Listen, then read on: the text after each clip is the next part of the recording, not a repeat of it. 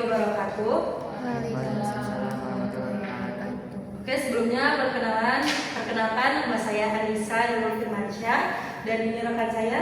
Nama saya Yeli Julia. Dan saya Vita Meriska.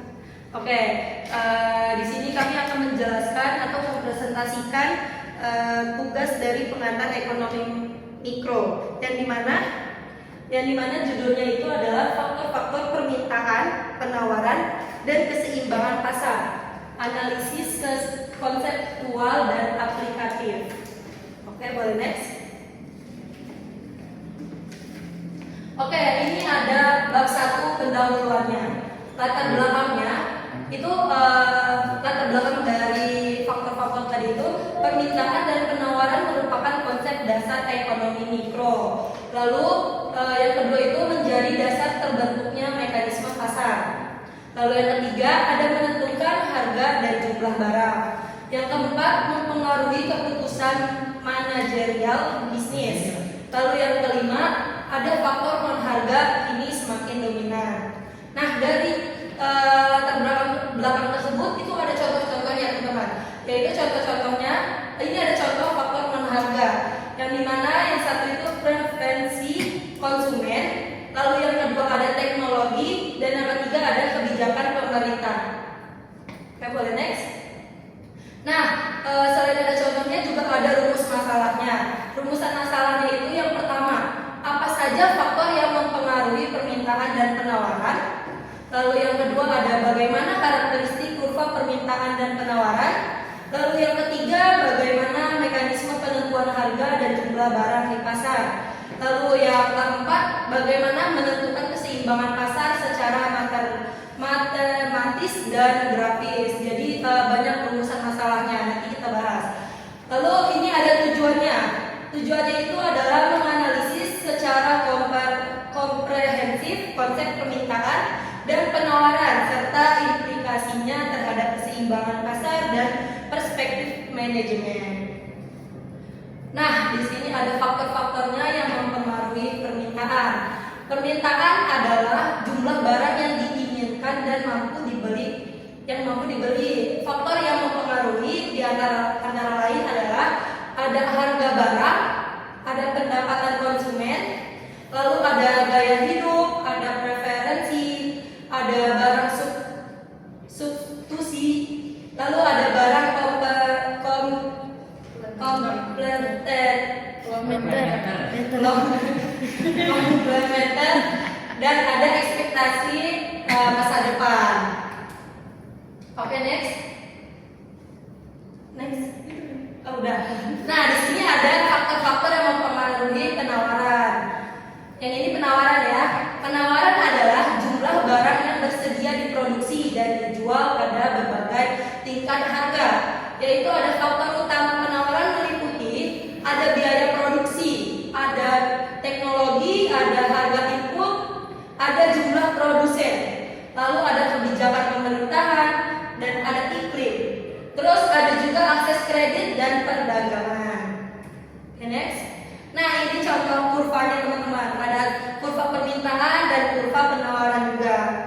Bisa dilihat di sini keterangannya yang D itu demand atau menurun. Berarti yang ini ya teman-teman. Iya. Dan ini ada S, supply. Itu menaik. Jadi kalau supply naik begini. Iya, oke. Oke, boleh next. Nah, ini ada ini bab 3 dulu. Bab 3 dulu. Oke, sekian kita dilanjuti oleh rekan saya, Yeli. Oke, baik. Di sini saya akan menjelaskan tentang bab 3 pembahasan. Ada penentuan harga dan jumlah yang diperjualbelikan. Harga pasar terbentuk dari interaksi permintaan dan penawaran. Jika harga terlalu tinggi, maka akan terjadi surplus. Jika harga terlalu rendah, maka akan terjadi shortage. Oke, next.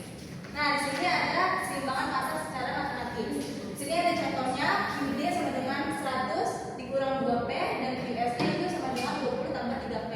Nah, di sini kita akan menghitungnya. Gimana sih cara menghitungnya?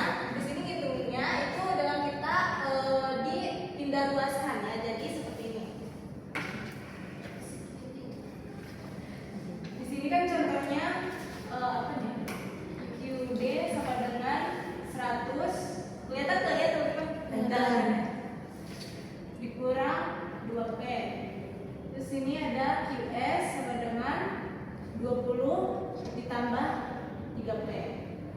Nah, di sini kita akan pindah luas ya teman-teman. Di sini jadinya 100 dikurang 20 sama dengan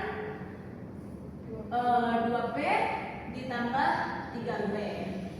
Nah, sini kita tinggal di hasilkan aja. 100 dikurang 20 itu adalah 80 sama dengan 2 tambah 3 itu adalah 5P. Nah, sini jadi kita tinggal hitung nih P-nya berapa sih? P-nya itu dengan membagi si 80 dengan 5P ini. Jadi hasilnya adalah 16. Nah, tinggal kita hitung yang D-nya ini.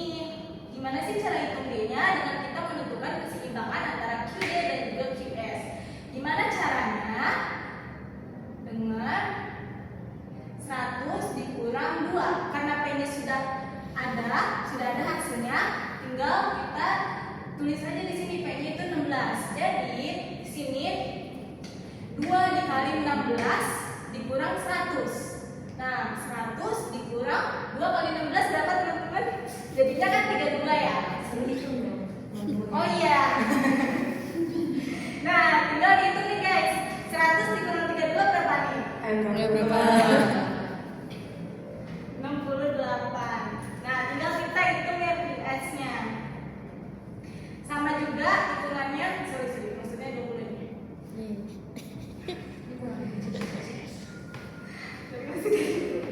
Nah, tinggal kita hitung yang QS-nya. 20 ditambah 3 dikali 16 sama dengan 20 ditambah 3 kali 16 berapa teman-teman? Ada yang tahu? Ayo. 48.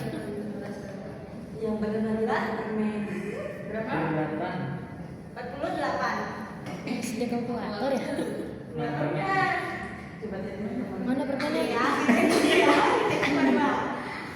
kita 3 kali 16. 16 kali 3 adalah 18.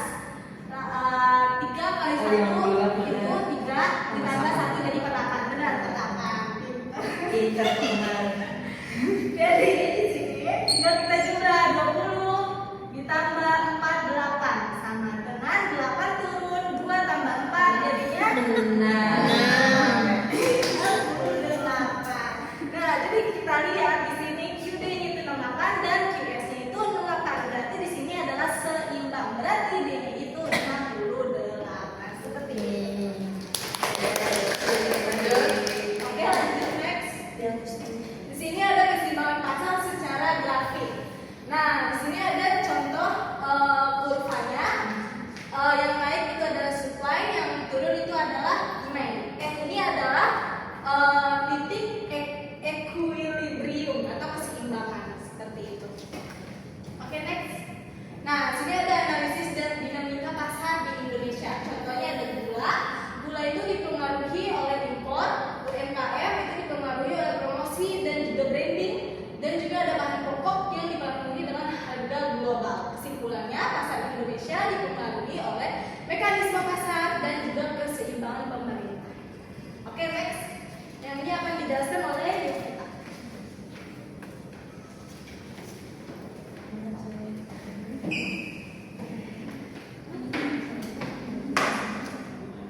Untuk bab 4 ada aplikasi manajerial. Itu ada 4. Yang pertama strategi harga adaptif, yang kedua produksi berbasis data, yang ketiga respon cepat terhadap tren pasar, dan keempat branding dan Hapus saja, hapus. kualitas layanan. Hapus. Oke, next. Untuk penutup dari kesimpulan ini adalah permintaan dan penawaran dasar ekonomi mikro membentuk harga jumlah barang. Faktor harga semakin penting untuk keputusan manajerial. Untuk saran dari kami, gunakan data pasar, terus teknologi digital, analisis perilaku konsumen ini untuk memprediksi permintaan dan penawaran. Oke, sekian terima kasih dari kelompok kami.